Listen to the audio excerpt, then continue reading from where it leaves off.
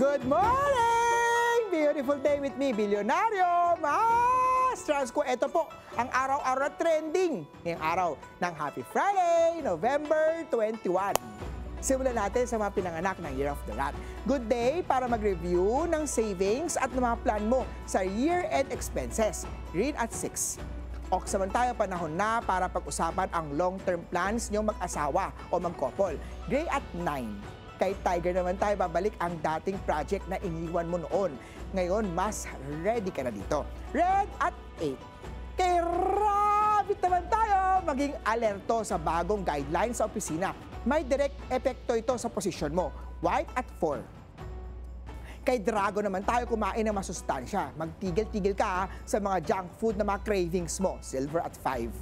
Kay Snake naman tayo, baka kailangan mo ng massage o acupressure sa likod at balikat. Pink at 7. Kay Horse naman tayo, iwasan muna ang pagbili ng mga wants. Mag-focus tayo sa mga kailangan mga needs. Gold at 1. Kay Sheep naman tayo, iwasan ng stress eating.